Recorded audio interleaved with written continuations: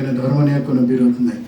এবং ভারতও কিন্তু ধর্মনিরপেক্ষ দেশ, তাদের সংবিধানের সাথে আমাদের সংবিধানের অনেক মিল আছে। কংগ্রেস সরকার বা তার আগে যারা ছিল তখন কিন্তু এরকম ছিল না, একটা সাম্প্রদায়িক যে একটা বৈষম্য, বিদ্বেষ, ঘৃণা, আঘাত।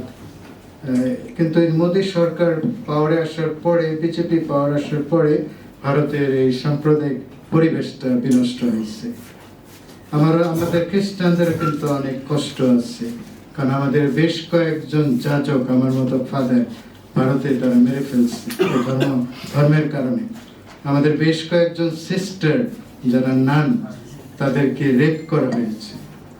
এবং মোদী সরকারের কাছে আমাদের বিশপরা, কার্ডিনালরা তারা গেছে, কেন এই করে নাই, কোনো গুরুত্বই দেয় নাই, কেন অ্যাকশন নেয় নাই। তাই জিনিসগুলো ভারত ইদানিং হচ্ছে, আগে কিন্তু এরকম ছিল না।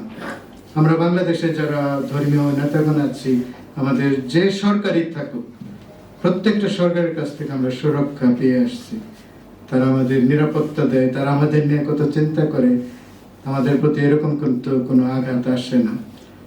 বাংলাদেশে আমাদের যে সর্বোচ্চ ধর্মগুরু, যাকে আমরা পোপ বলি, বাংলাদেশে 3 জন পোপ এসেছে, হ্যাঁ, এবং সরকার থেকে কত সহযোগিতা।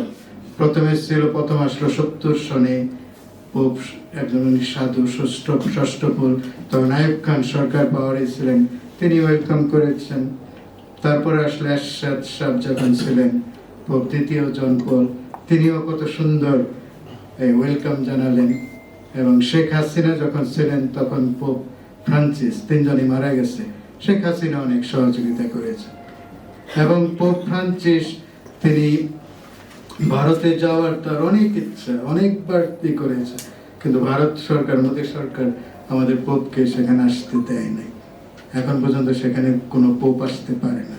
ভ্যাটিকানে গিয়ে তারা ঠিকই পোপের সাথে দেখা করে, কিন্তু ভারতে কোনো পোপ আসতে দেয় না, মনে করে যে অনেকে খ্রিস্টান হয়ে যাবে।